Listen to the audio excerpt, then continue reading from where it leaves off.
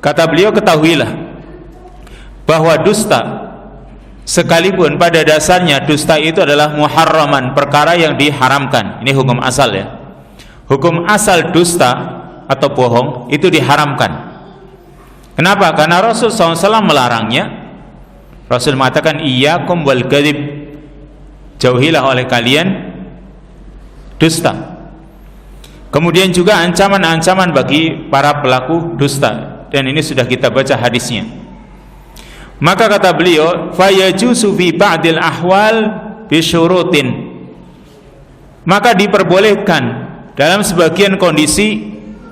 Ada kondisi di mana orang itu dibolehkan untuk berbohong, tapi bisyurutin qad awdahtuha fi kitabil adhkar, dengan syarat-syarat yang telah aku jelaskan di dalam kitab Al-Adhkar. Jadi beliau punya kitab khusus tersendiri masalah zikir, yaitu kitab Al-Adhkar. Wa mukhtasaru dzalik, maka ringkasnya ya, yang kesimpulannya, beliau ingin menyimpulkan di dalam kitab Riyadhus Shalihin ini tentang apa yang sudah beliau jelaskan panjang lebar di dalam kitab Al-Adhkar, yaitu annal kalam wasilatun, annal kalam wasilatun ilal maqasid, bahwa yang namanya ucapan itu adalah sebagai wasilah, sarana yang mengantarkan kepada suatu tujuan.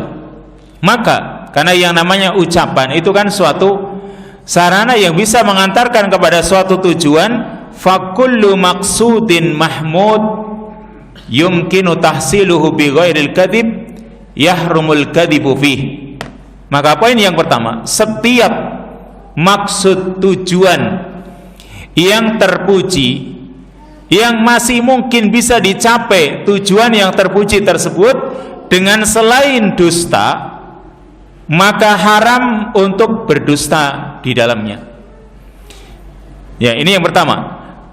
Suatu tujuan yang terpuji, tapi masih mungkin untuk diraih, untuk dicapai dengan selain kedustaan, bisa dilakukan atau bisa diraih dengan selain kedustaan, maka orang berdusta di dalamnya itu perkara yang diharamkan.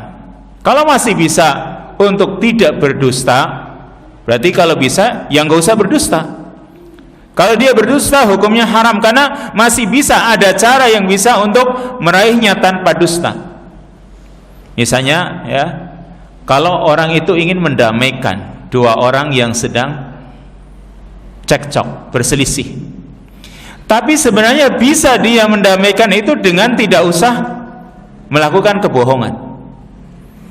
Kalau itu bisa tercapai tanpa harus melakukan kebohongan, maka berbohong dalam hal ini hukumnya haram, karena masih bisa dicapai tanpa harus berbuat bohong. Lalu wa illam yumkin tahsiluhu illa bil kadhib, tapi kalau tidak mungkin didapatkan, diraih kecuali dengan dusta, jazal kadhib, maka dibolehkan berdusta. Karena nggak mungkin ini, kalau nggak berdusta ini nggak mungkin untuk mendamaikan misalnya, nggak mungkin kalau nggak berdusta. Maka dalam hal ini karena ingin mendamaikan tujuan yang baik, maka boleh berdusta. Ini ya. Kemudian summa in kana tahsilu dzalikal maqsudu mubahan, kalau sesuatu yang ingin dicapai terpuji tadi, tapi ini sifatnya mubah, kanal kadhibu mubahan, maka berdustanya pun mubah. Ya, ini harus berdusta, tapi sesuatu yang ingin dicapai itu perkara yang mubah, berarti dusta dalam hal ini juga sifatnya mubah. Misal suami istri, ini misal kadang ada dusta di antara suami istri, tapi tujuannya untuk kebaikan, dan yang ingin dicapai suatu perkara yang mubah.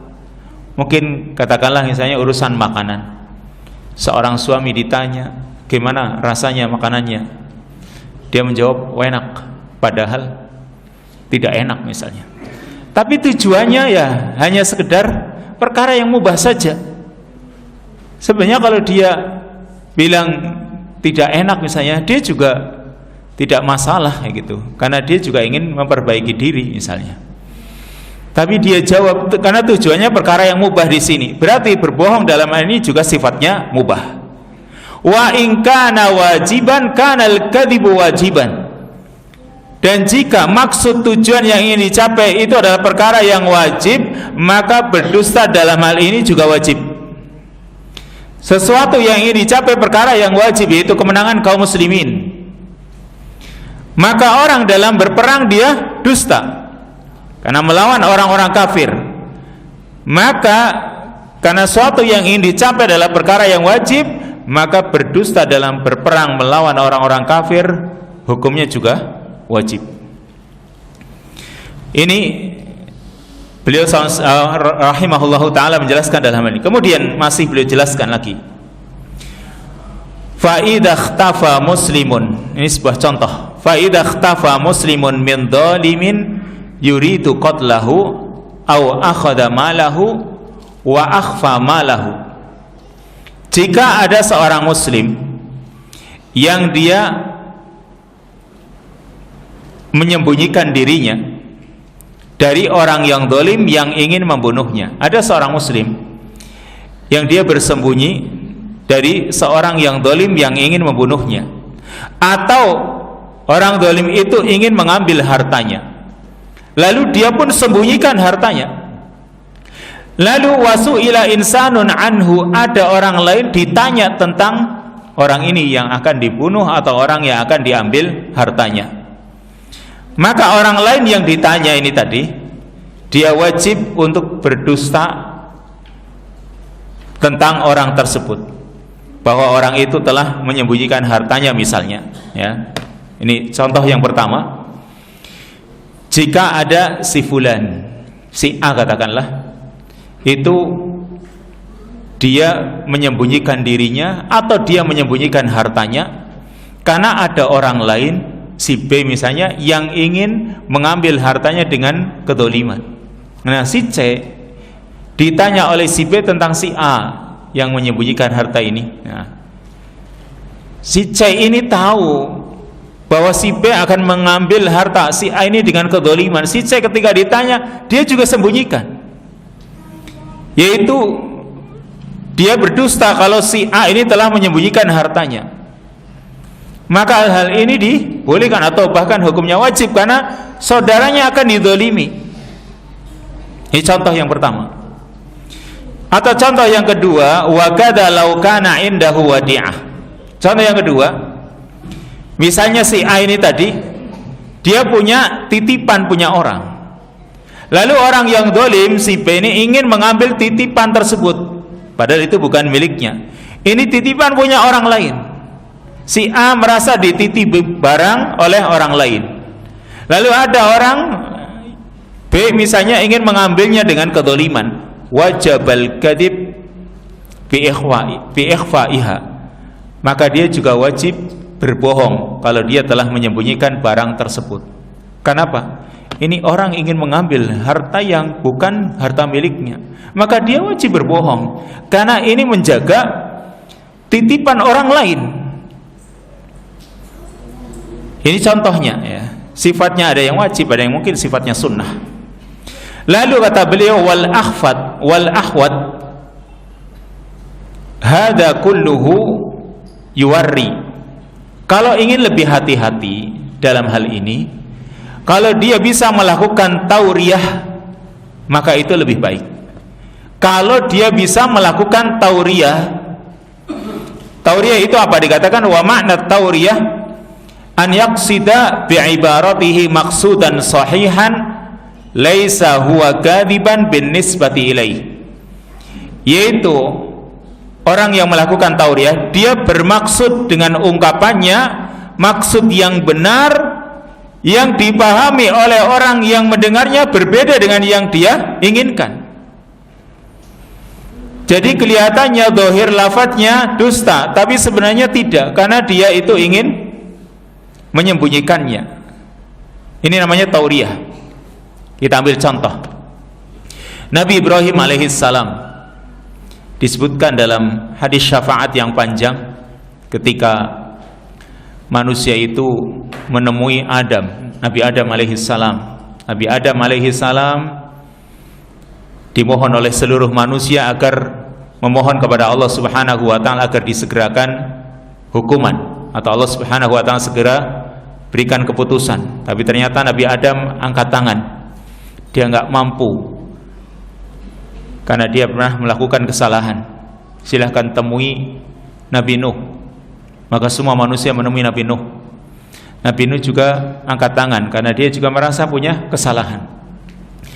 Lalu Nabi Nuh menyarankan temui Nabi Ibrahim. Maka manusia menemui Nabi Ibrahim alaihissalam. Maka Nabi Ibrahim alaihissalam juga angkat tangan.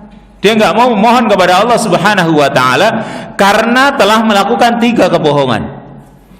Tapi 3 kebohongan ini semuanya adalah tauriyah sebenarnya. Ya, bohong yang sebenarnya dalam hatinya ini sebuah kebohongan. Tapi bagi orang lain itu mungkin bukan suatu kebohongan. Ialah Ibrahim alaihissalam 3 kali ya.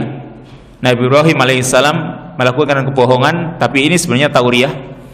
Yang pertama, ketika Nabi Ibrahim itu diajak untuk ikut dalam upacara adat penyembahan kepada berhala, dia diajak oleh kaumnya. Jawabannya apa? Nabi Ibrahim mengatakan, inni sakim, aku ini sedang sakit. Ya, Nabi Ibrahim sadar dia nggak sakit, tetapi yang dia maksud adalah sakit hati. Hatinya sakit.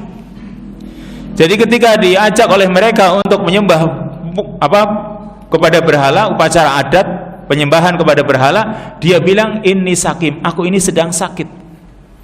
Sakit nggak dia? Yang dimaksud oleh Ibrahim adalah sakit hati. Yang dipahami oleh mereka sakit fisik. Maka ini kan bohong. Tapi ini tauriyah namanya. Ya. Yang dia maksud sakit hati. Kalau dia bilang saya sedang sakit hati, mungkin lain. Tapi dia bilang sedang sakit, yang dia maksud sakit hati. Yang dipahami oleh mereka sakit fisiknya. Sehingga mereka, oh ya sudah, gak jadi diajak kan gitu, karena dia sedang sakit. Padahal yang dimaksud oleh Nabi Ibrahim sakit hati. Bohong gak berarti di sini? Dia hatinya sakit karena umatnya pada nyembah berhala. Tapi ketika mereka mengajak, kata Ibrahim, inni sakim, aku ini sedang sakit. Dipahami oleh mereka, oh Nabi Ibrahim sedang sakit badannya, sakit fisiknya. Ini namanya tauriyah. Yang dibolehkan kalau kondisi terdesak. Dibolehkan tauriyah ini dalam kondisi terdesak. Lalu yang kedua, Nabi Ibrahim terlebih dahulu. Nabi Ibrahim alaihissalam ketika ditanya tentang siapa yang menghancurkan berhala-berhala itu, maka Nabi Ibrahim alaihissalam menjawab, fas'aluhu in kanu yantikun fa'alahu kabiruhum hada fas'aluhu in kanu yantikun. Yang melakukan ini yang paling besar. Ini kata Nabi Ibrahim, ya, yang melakukan penghancuran terhadap berhala-berhala ini adalah yang paling besar. Tanyakan kalau dia ini atau mereka ini bisa berbicara. In kanu yantikun, kalau mereka itu bisa bicara, mereka itu akan menjawab. Tapi kan mereka bisa bicara enggak? Ya enggak bisa bicara. Ya sudah. Berarti di sini bohong enggak kira-kira? Karena Nabi Ibrahim mengatakan ingkanu yantikun, kalau mereka bisa bicara, itu yang melakukan yang paling besar. Tapi kalau nggak bisa bicara, ya sudah. Berarti bukan dia yang melakukan. Maksudnya gitu. Karena kalimatnya ingkanu yantikun, kalau mereka berhala-berhala itu bisa bicara, itu kalau, ya. Kalau nggak bisa bicara, berarti saya yang melakukan memang kan gitu. Tapi masalahnya ini kan mereka nggak bisa bicara, sehingga ya itulah, ini yang kedua. Yang ketiga, ketika Nabi Ibrahim alaihissalam bersama istrinya Sarah melewati daerah Mesir, yang di sana ada sebuah daerah yang barang siapa kalau melewati daerah tersebut seorang suami istri, maka keduanya harus diceraikan. Maka Nabi Ibrahim ketika ditanya siapa yang bersamamu, kalau dia jawab ini istriku, pasti diceraikan. Maka Nabi Ibrahim menjawab, ini saudaraku. Maksudnya yang dimaksud oleh Nabi Ibrahim saudara seagama. Yang dipahami oleh mereka saudara kandung. Benar nggak ini ucapan Nabi Ibrahim kalau dia ini adalah saudaranya? Ya betul, memang saudara seagama kok. Tapi yang dipahami oleh mereka ini saudara sekandung. Akhirnya tidak jadi dipisahkan. Dan bahkan Nabi Ibrahim dikasih hadiah berupa seorang wanita yang bernama Hajar yang akhirnya lahir darinya Nabiullah Ismail alaihissalam. Intinya di sini Nabi Ibrahim melakukan 3 kali kebohongan. Yang kalau kita memahami sebenarnya ini bukan kebohongan, ini namanya tauriyah, yaitu mengungkapkan suatu ungkapan yang dipahami berbeda oleh orang yang mendengarnya.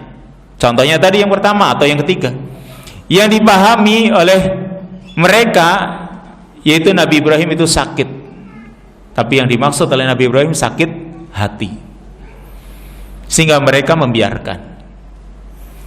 Ini namanya tauriyah. Dibolehkan kalau memang kondisi terdesak. Mungkin saja ada seorang anak ditanya sama orang tuanya, "Nak, kamu pegang duit enggak?" "Enggak, karena uangnya di saku." "Pegang enggak?" "Enggak pegang saya." Betul enggak kira-kira? Biar orang tuanya ngasih duit. Kamu pegang masih apa? Kamu masih pegang duit enggak?" "Enggak, karena uangnya di saku, di dompet atau di tasnya." Memang enggak dipegang. Kalau seorang anak jawab enggak, karena masanya dia enggak pegang gitu kan ya. Benar kan ya? Benar, tapi di sini bukan terdesak ini. Di sini ada unsur kebohongan, membohongi orang tuanya. Karena yang dipahami oleh orang tuanya maksudnya kan dia punya duit enggak gitu. Tapi yang dipahami oleh anak dia pegang. Kalau begitu, kalau pegang saya enggak pegang, ya saya jawab enggak pegang, biar dia ngasih duit. Nah, ini kondisi tidak terdesak. Maka ini enggak dibolehkan, ini terlarang. Namanya tauriyah juga. Yang dibolehkan itu seperti yang terjadi di zaman Imam Ahmad rahimahullahu ta'ala. Ketika terjadi fitnah khalqil Quran, fitnah penciptaan Al-Quran, artinya fitnah yang menyatakan bahwasanya Al-Quran itu makhluk. Kalau Imam Ahmad tegas dia tetap katakan Al-Quran kalamullah, Al-Quran itu firman Allah, ucapannya Allah, tegas beliau, sehingga beliau pun dipenjara. Tapi para imam yang lain, para ulama yang lain, mereka mengadakan tauriyah karena mereka nggak mau dipenjara, sehingga mereka ketika ditanya, "Kamu mengakui nggak kalau Quran itu makhluk?" Maka mereka bilang, "Saya mengakui yang namanya Taurat, Zabur, Injil, Quran, ini semua makhluk." Yang mereka maksud jari-jari. Ini jari-jariku adalah makhluk. Jadi Taurat, Zabur, Injil, Quran, ini semua makhluk. Benar nggak? Ya memang jari-jarinya kan makhluk. Supaya nggak dipenjara. Ini namanya tauriyah. Dibolehkan kalau memang keadaan itu terdesak, seperti yang dialami oleh para a'immah tadi, para imam yang mereka tidak ingin dipenjara. Tetapi Imam Ahmad dengan tegarnya beliau tetap mengatakan Al-Quran kalamullah, sehingga beliau pun dipenjara. Namanya tauriyah. Nah, maka di sini kalau bisa orang itu melakukan tauriyah, kalau kondisi terdesak maka dibolehkan. Yaitu dikatakan di sini an yaqsuda bi ibaratihi maqsudan sahihan laisa huwa kadiban bin nisbati ilaih. Bagi dia itu enggak dusta. Wa in kana kadiban fi dhahiril lafadz, meskipun dusta dalam dhahir lafadznya. Wa binisbah ila man yafhamuhul mukhatab, dan juga bisa dikaitkan dengan apa yang dipahami oleh orang yang diajak bicara. Tadi sudah diterangkan.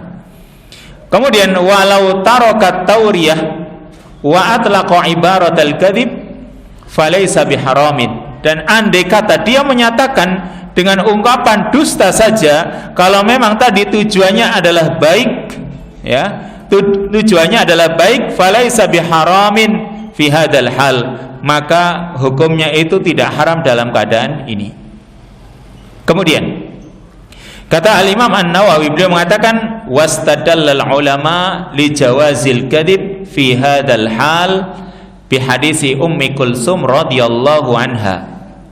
Dan para ulama berdalil yang menyatakan bolehnya berdusta dalam keadaan ini, yaitu dengan hadisnya Ummu Kulsum radhiyallahu anha. Ini hadisnya Ummu Kulsum radhiyallahu anha yang dijadikan dalil bolehnya orang berdusta, yaitu annaha sami'at Rasulullah sallallahu alaihi wasallam yaqul laisal kadzdzab alladhi yuslihu bainan nas fayunammi khairan aw yaqulu khairan.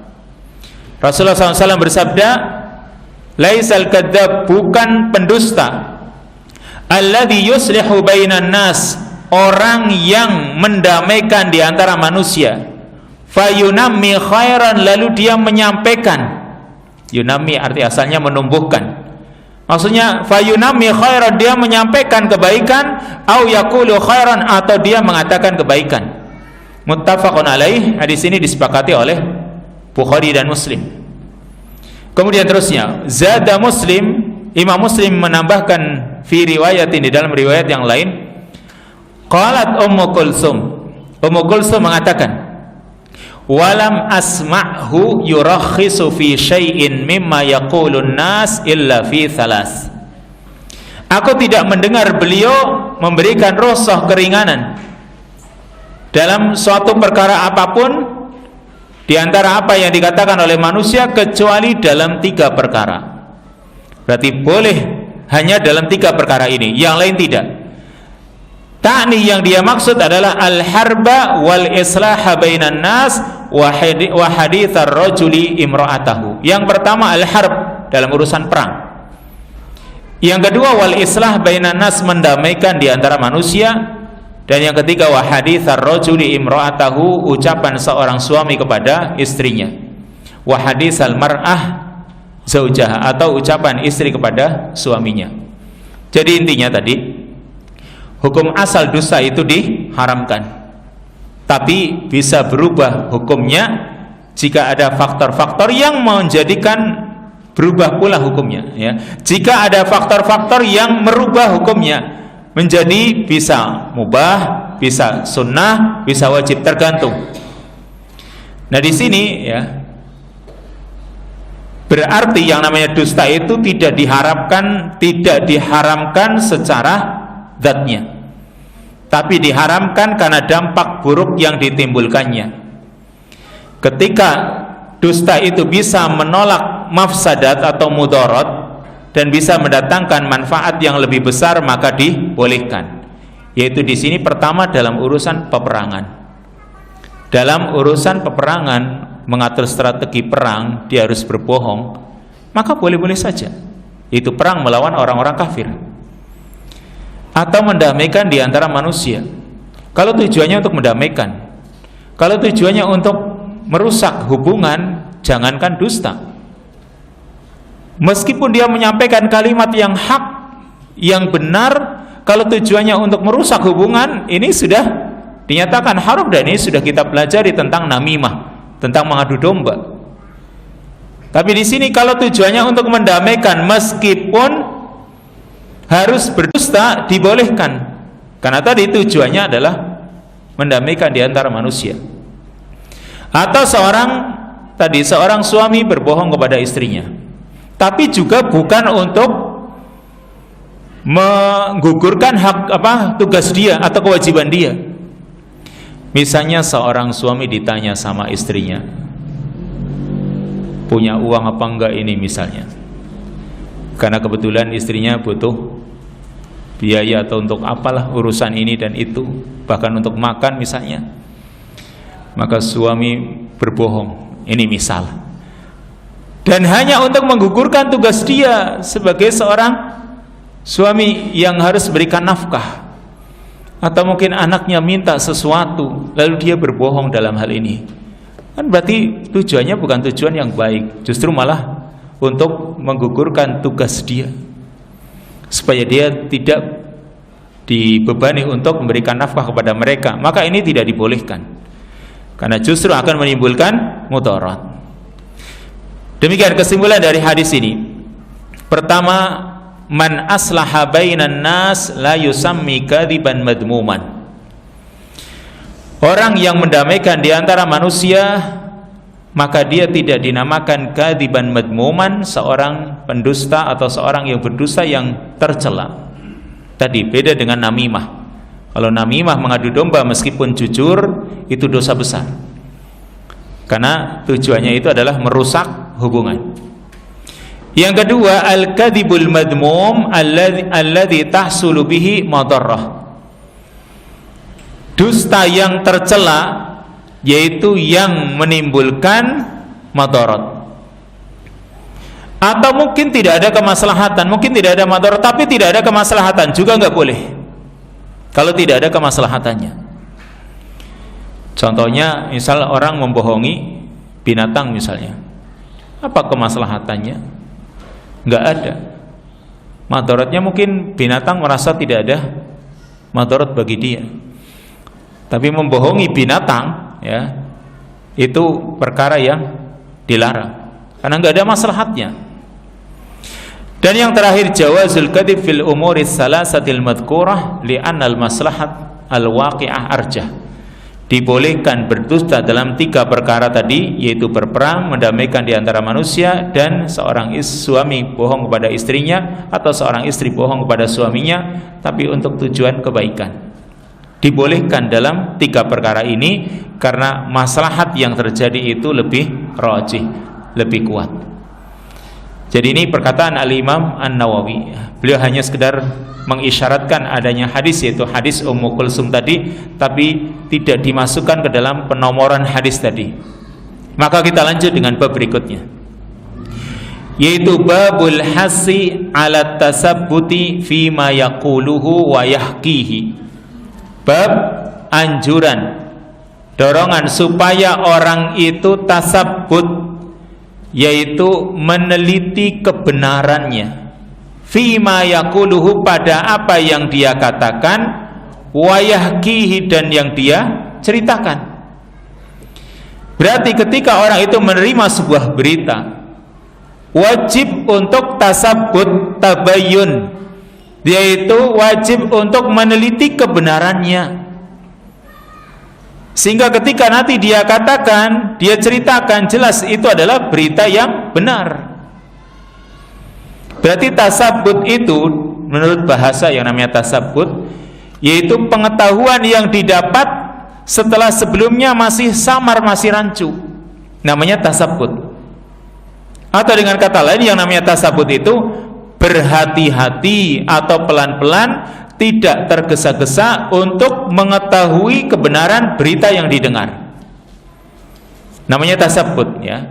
Tidak terburu-buru pula menyampaikannya atau memutuskannya, kecuali setelah dia meyakini atau meyakinkan kebenaran berita yang dia dapatkan tersebut. Dan ini perkara yang sangat dibutuhkan dalam kehidupan kaum muslimin, apalagi di zaman sekarang di mana medsos itu luar biasa bertebaran. Memang satu sisi yang namanya media sosial itu banyak manfaatnya, tapi juga banyak mudaratnya. Salah satunya yaitu berita-berita bohong yang tersebar, lalu kita cuma copy paste gitu, cuma kopas-kopas saja. Maka berarti di sini ini kita itu tidak tasabbut, tidak tabayyun, tidak meneliti dulu kebenarannya. Dan ini perkara yang sangat salah, karena kita itu nanti ikut andil dalam perkara-perkara yang itu juga dusta. Makanya harus tasabbut dulu. Jadi bagaimana caranya? Kalau kita itu mendengar sebuah berita, maka kita kembalikan kepada ahlinya. Mungkin ada berita yang tersebar yang harusnya berita yang mengeluarkan ini misalnya pemerintah. Ini misal yang sering terjadi di media sosial, kan ada berita yang tersebar padahal yang mengeluarkannya ini bukan ahlinya. Kalau orang yang mengetahui, ya siapa yang berikan berita misalnya, kalau yang menyampaikan berita ini bukan ahlinya, maka dia abaikan. Baru kalau yang menyampaikan ya dirilis oleh orang-orang yang ahlinya, baru dia dengarkan. Ini orang yang mulai tasabbut dia. Kenapa? Dia kembalikan kepada ahlinya.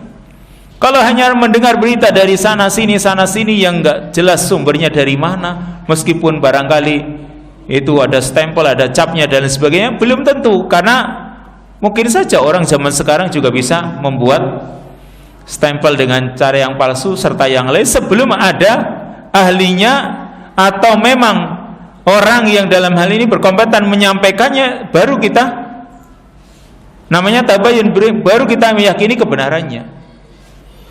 Karena Allah sendiri mengatakan dalam surat An-Nisa ayat yang ke-83, wa idza ja'ahum amrum minal amni awil khaufi adha'u bih walau radduhu ila rasuli wa ila Allah walau radduhu ila rasuli wa ila ulil amri minhum la'alimahu alladhina yastanbitunahu minhum.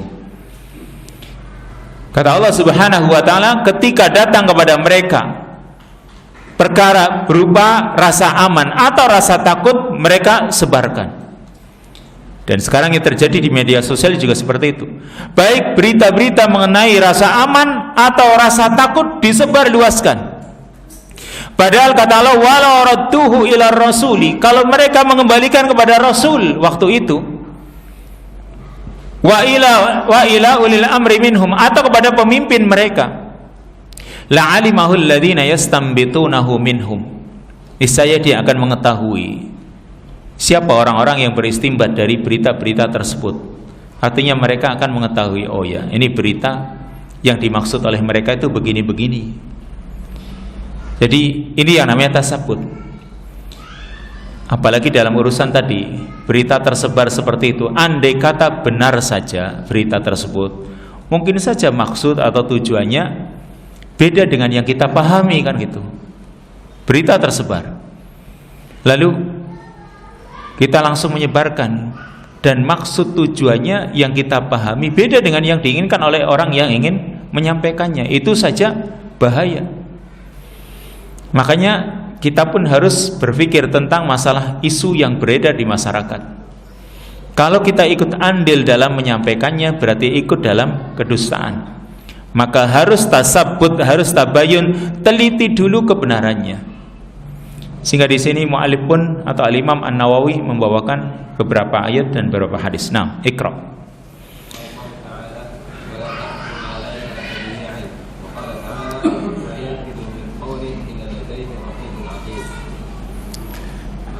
Nah, hasbuk dulu. Ada dua ayat yang dibawakan oleh mu'allif, meskipun sebenarnya banyak ayat-ayat yang lain.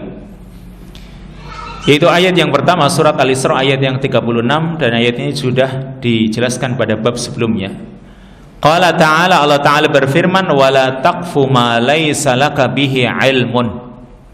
Janganlah kamu mengikuti sesuatu yang tidak ada pengetahuan bagimu tentang sesuatu tersebut. Jangan kamu ikuti sesuatu yang kamu tidak ada ilmunya. Berarti ya, mengikuti berita-berita yang tersebar tanpa kita itu tasabbut, tabayyun, ini dilarang. Karena di sini Allah mengatakan wala taqfu ma laysa laka bihi ilmun. Jangan kamu ikuti sesuatu yang kamu tidak ada pengetahuan tentangnya. Ini kan cuma berita tersebar yang kita nggak tahu. Kalau kita mengikutinya, berarti di sini terlarang. Karena Allah Subhanahu wa ta'ala melarangnya, dan al-aslu fin nahyi lit tahrim, hukum asal larangan menunjukkan haram. Jadi haram bagi kita ketika mendengar berita dan kita tidak tahu dari mana sumbernya, terus kita lepaskan begitu saja. Ini berarti kita itu sama dengan mengikuti sesuatu yang kita tidak tahu ilmunya, kita ikut-ikutan menyebarkannya. Ini hukumnya haram. Karena Allah melarang wala taqfu, jangan kamu ikuti. Dan tadi hukum asal larangan menunjukkan keharaman. Lalu ayat yang kedua juga sudah dibaca pada ayat sebelumnya, surat Qaf ayat yang ke-18. Yaitu qala ta'ala, Allah Ta'ala berfirman, ma yalfidu min qaulin illa ladaihi raqibun atid. Tidak ada satu ucapan yang terucap melainkan ada padanya malaikat yang selalu raqib, selalu mengawasi, ra'atidun, serta selalu hadir. Ucapan yang terucap dari kita atau berita-berita yang disebarkan berupa tulisan-tulisan dari kita, itu semua akan dimintai pertanggungjawaban oleh Allah Subhanahu wa taala, karena malaikat yang selalu mengawasi dan selalu hadir, dia selalu mencatat yang kita ucapkan atau yang kita cuma sekedar copy paste saja. Itu kita bertanggung jawab dan itu akan dimintai pertanggungjawaban di sisi Allah Subhanahu wa taala. Allah mengatakan dalam surat An-Nur ayat yang ke-15, tahsabunahu hayyinan wa huwa 'indallahi 'azim.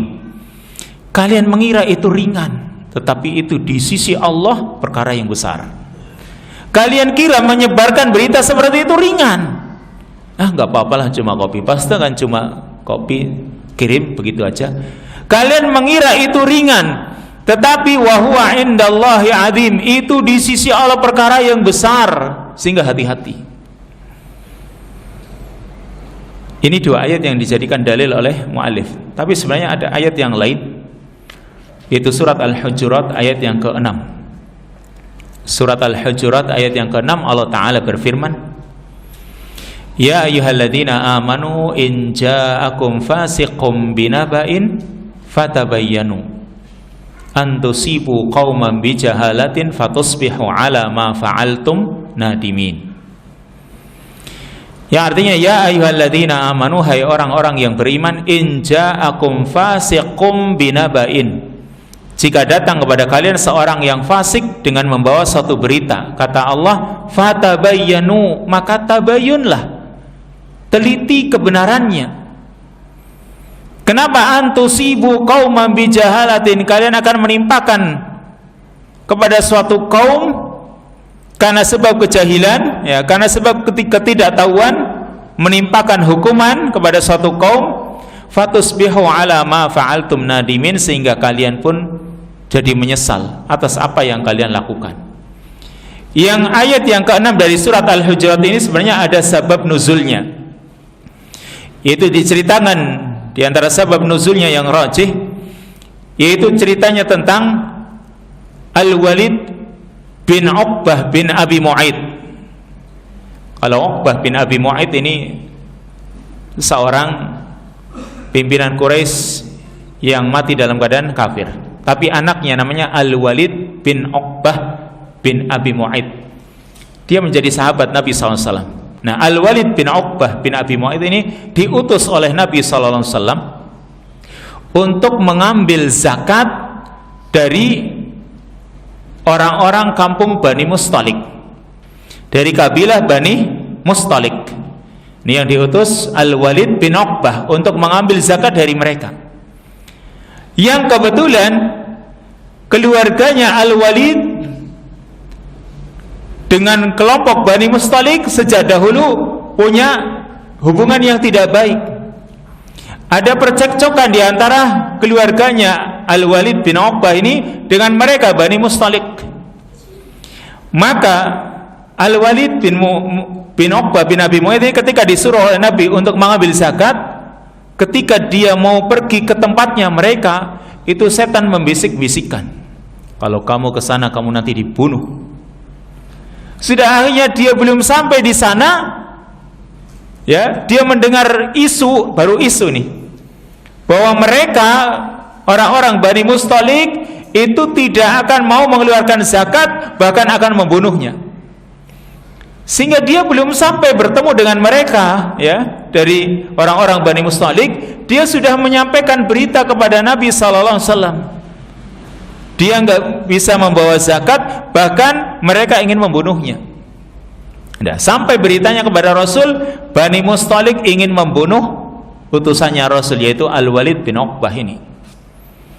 Padahal belum tabayyun dengan Bani Mustalik ini, tapi dia hanya rasa khawatir dibisik-bisik oleh setan, ya, muncul isu kalau dia akan dibunuh, lalu dia sampaikan kepada Nabi SAW. Maka berita yang sampai kepada Nabi bahwasanya Al-Walid ini ingin dibunuh.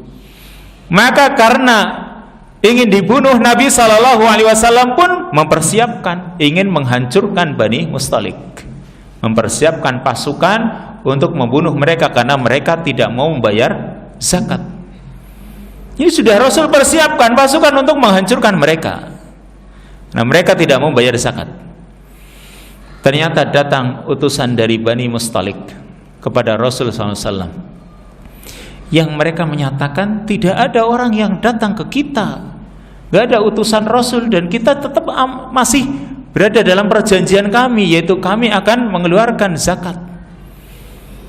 Maka Rasul setelah cross check di sini, ternyata ini hanya isu tadi, sehingga turunlah ayat ini.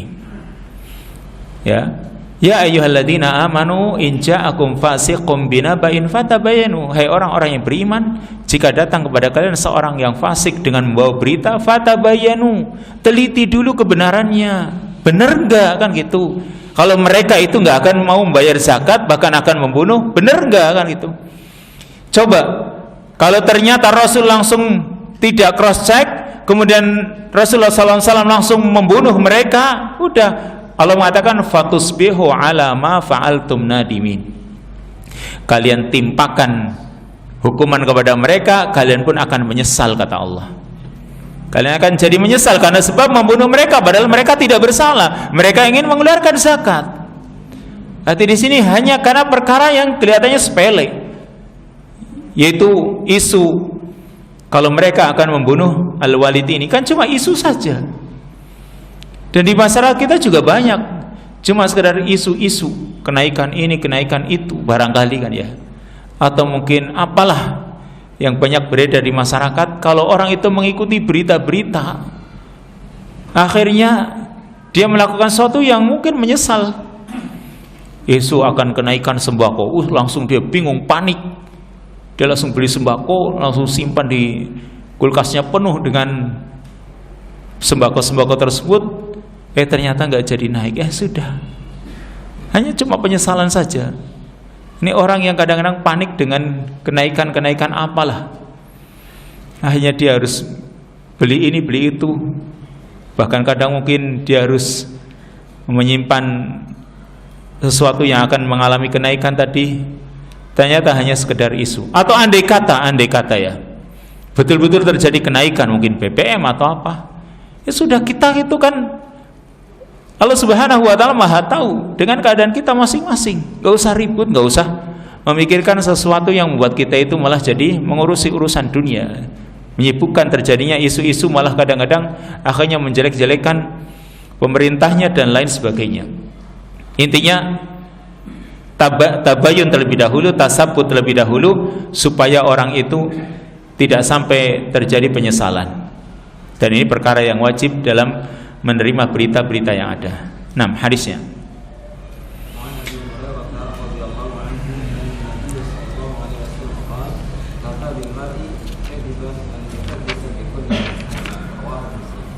Hadis yang pertama atau hadis yang ke-1547. Wa an Abi Hurairah radhiyallahu anhu.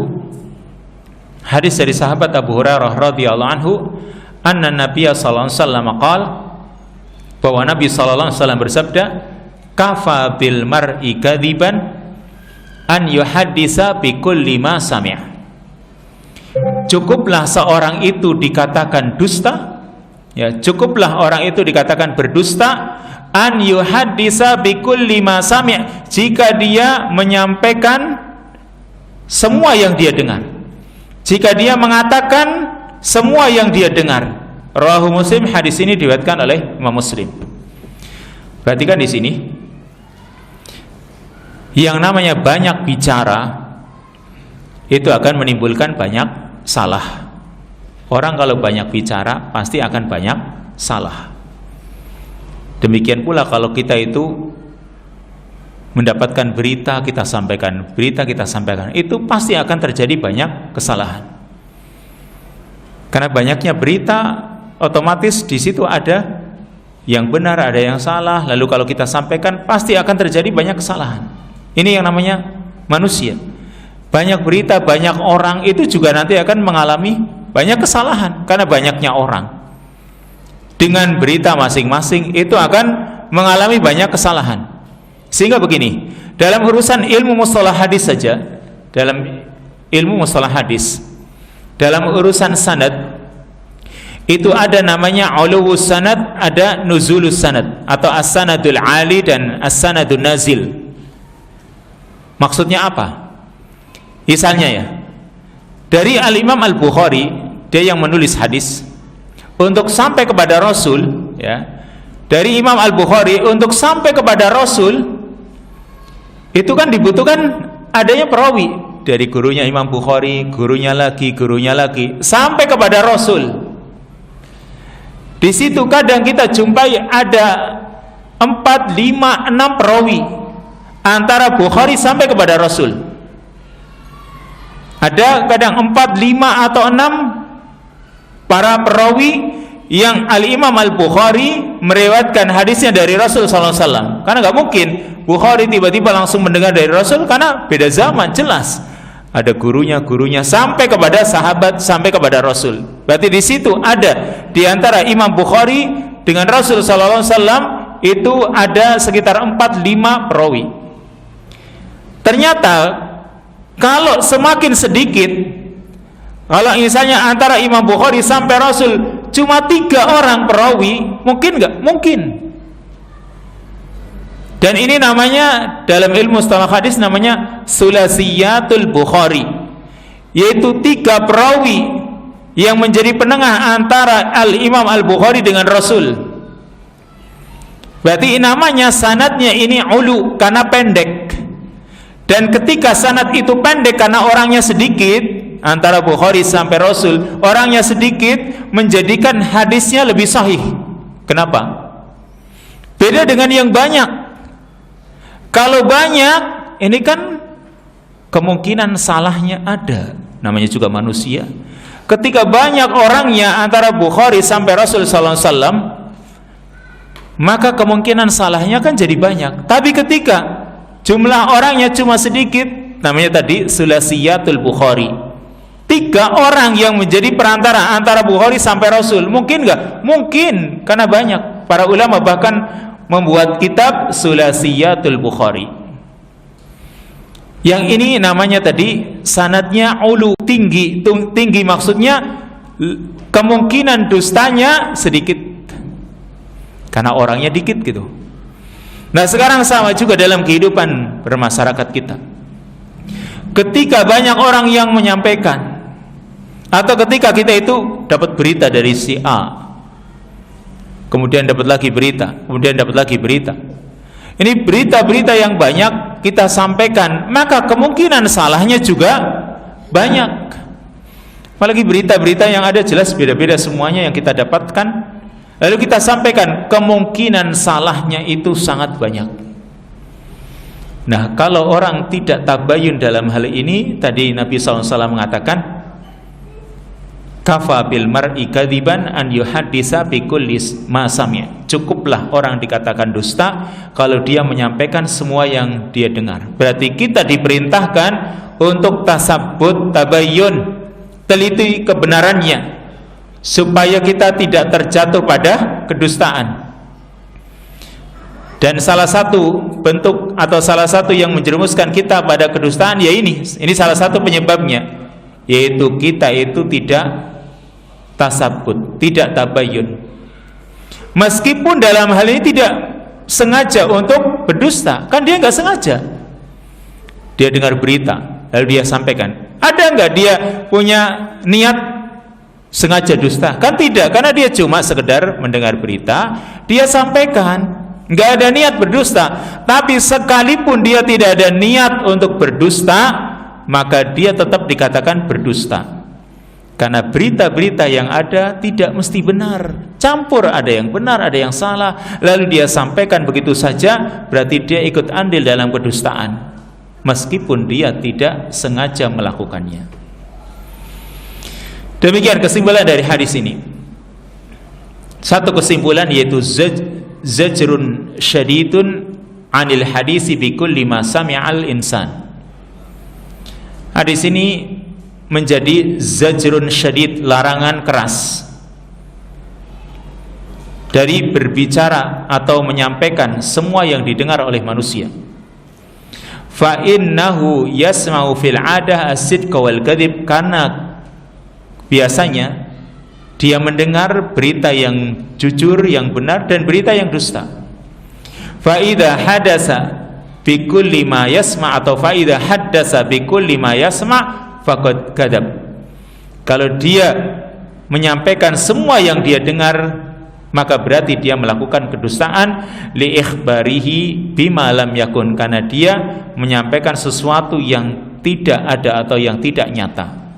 Karena tadi ada berita yang benar, ada berita yang dusta, lalu dia sampaikan, berarti dia sama dengan berdusta pula, karena dia termasuk penyebabnya yang menjadikan berita itu tersebar meskipun dia tadi tidak sengaja melakukannya.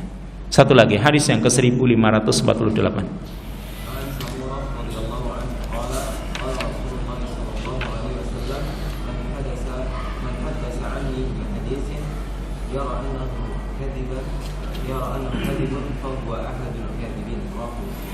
Hadis yang ke-1548. Wa an Samurata radhiyallahu anhu qala, hadis dari sahabat Samurah bin Jundub radhiyallahu anhu qala, dia berkata, qala Rasulullah SAW, Rasulullah SAW bersabda, man haddasa anni bi hadisin yara annahu kadzib fahuwa ahadul kadzibin, atau dalam riwayat yang lain bacaannya fahuwa ahadul kadzibain. Man haddasa anni, barang siapa berbicara atas namaku, kata Nabi, berbicara dengan mengatasnamakan diriku, bihadisin, dengan suatu hadis, suatu pembicaraan, yara annahu kadzib, dan dia memandang bahwasanya itu dusta, tapi dia sampaikan, fahuwa ahadul kadzibin, maka dia termasuk salah satu di antara orang-orang yang berdusta, atau dia termasuk salah satu dari dua orang yang berdusta. Berarti di sini, terutama di sini, masalah berdusta atas nama Nabi ini menjadi ratingnya yang paling tinggi. Kedustaan yang paling besar madorotnya kalau sudah berdusta atas nama Allah dan Rasulnya. Kenapa? Ini paling parah hukumnya atau paling berat dosanya, karena ini kaitannya dengan Allah dan Rasulnya, dan ini akan menjadi syariat. Kalau dia sampai berdusta, maka yang dia sampaikan itu akan menjadi syariat bagi umat ini, sehingga mereka melakukan atau menempuh syariat ini di atas kedustaan. Rusaklah mereka gara-gara dia berdusta dengan mengatasnamakan Nabi SAW. Makanya Nabi sampai mengancam, man kadzaba alayya muta'ammidan falyatabawa maq'adahu minan nar. Barang siapa yang berdusta atas namaku dengan sengaja, silahkan dia menempati tempatnya di neraka. Beliau mengatakan, inna kadziban alayya laisa kakadzib ala ahadin. Berdusta atas namaku, kata Nabi, itu tidak seperti berdusta atas nama siapapun. Kalau berdusta atas nama seseorang yang dia itu bukan Nabi, mungkin hanya sekedar urusan-urusan dunia barangkali, tapi kalau sudah berdusta atas nama Nabi, berarti akan menjadi sebuah syariat, dan kalau syariat dibangun di atas kedustaan, berarti ya akan merusak umat ini, sehingga ini dosanya besar. Bahkan Nabi SAW mengatakan di sini, fahuwa ahadul kadzibin, atau riwayat yang lain bacaan fahuwa ahadul kadzibain. Apa maksudnya? Ada bacaan fahuwa ahadul kadzibain, dia salah satu dari dua orang yang berdusta. Maksudnya kalau dua orang yang berdusta, berarti al-kadzib wan naqil anhu. Orang yang berdusta dia yang menyatakan kedustaan atas nama Nabi, dan yang kedua an-naqil, orang yang menukil darinya, orang yang menyampaikannya, ini juga sama-sama berdusta. Jadi kalau dikatakan dua orang yang berdusta, pertama orang yang berdusta atas nama Nabi, yang kedua orang yang menyampaikannya, dia juga sama berdusta. Berarti orang yang berdusta dan orang yang menyampaikannya, ini kalau dikatakan dua orang yang berdusta. Lalu kalau dikatakan fahuwa ahadul kadzibin, dia salah satu dari orang-orang yang berdusta, berarti al-kadzibin di sini orang-orang yang membawakan hadis-hadis tersebut, kan banyak orang. Jadi maksudnya orang yang ikut serta dalam kedustaan tersebut, karena bukan cuma satu orang. Mungkin katakanlah hadis dusta, atau yang kita sebut dengan hadis maudhu, namanya hadis palsu. Ini hadis Nabi tidak mengatakannya, Tapi orang menyandarkan kepada Nabi SAW, ya, hadis yang maudhu, palsu, Nabi jelas tidak mengatakannya. Kadang hadis tersebut dibuat-buat oleh manusia, ya.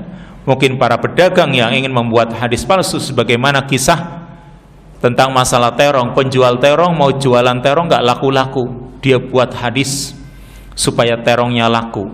Apa hadisnya? Ya, al-badinjan 5 ukilalah, seperti Zamzam. Kalau yang sahih, ma'u Zamzam 5 syuribalah.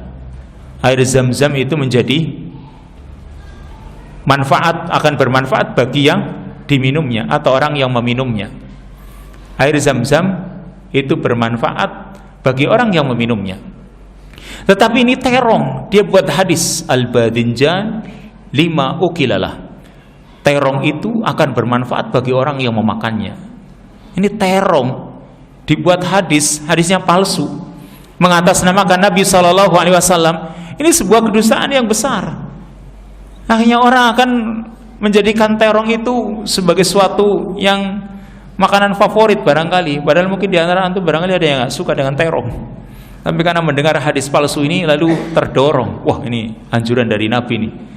Akhirnya dia pun suka beli terong. Wah, ini bagi para pedagang terong senang. Wah, ada hadis ini bisa mendukung dia. Ini namanya hadis palsu. Hadis palsu ini dibuat-buat oleh manusia. Kalau orang ikut dalam periwayatan hadis tersebut, berarti dia ikut pula dalam kedustaan. Fahuwa ahadul kadzibin. Dia salah satu dari orang-orang yang ikut berdusta. Demikian kesimpulan dari hadis ini. Ada 2 kesimpulan. Ada mujawazi riwayatil ahadis ala dhanni annaha sahihah. Tidak bolehnya meriwayatkan hadis hanya dengan prasangka bahwa hadis itu sahih. Kalau hanya sekedar prasangka, maka tidak boleh. Harus dia yakini, dia benar-benar mengetahui ini hadis sahih. Kalau kita sekarang hanya sekedar merujuk pada ulama ahli hadis, karena kita dimudahkan ya oleh Allah Subhanahu wa taala dengan adanya para ulama yang sudah mengumpulkan hadis-hadis tersebut. Baik Bukhari, Muslim, Tirmidzi, Nasai, Ibnu Majah, ya. Kemudian Abu Dawud atau para ulama yang lain seperti Imam Ahmad dalam kitabnya Al-Musnad, atau mungkin para ulama yang lain yang mereka sudah mengumpulkan hadis-hadis tersebut. Udah kita tinggal merujuk pada kitab-kitab mereka. Itu dimudahkan sehingga kita bukan perawi hadis kan gitu. Cuma kita mengambil hadis dan mungkin penjelasan para ulama tentang tingkatan hadis tersebut atau tentang hukum hadis tersebut dari segi sahih atau tidaknya. Ulama juga banyak yang telah memberikan komentar atau memberikan ta'liq. Dan yang terakhir, ada mujawazi riwayatil ahadisil makdzubah ala Rasulullah SAW. Tidak bolehnya meriwayatkan hadis-hadis yang palsu, hadis-hadis yang dusta yang mengatasnamakan Rasulullah SAW. Kalau kita menyampaikan, iya kita harus jelaskan ini hadis palsu gitu, itu wajib.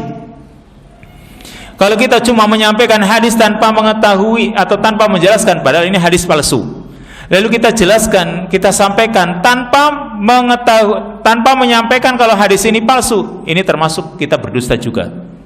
Harus jelaskan ini hadis palsu. Kalau kita cuma sampaikan, lalu mereka mendengar, oh ini sabda Nabi, kan kita termasuk orang yang berdusta pula dalam hal ini. Wallahu ta'ala a'lam bis-shawab. Subhanakallahumma wa bihamdika asyhadu an la ilaha illa anta astaghfiruka wa atubu ilaik. Wassalamualaikum warahmatullahi wabarakatuh.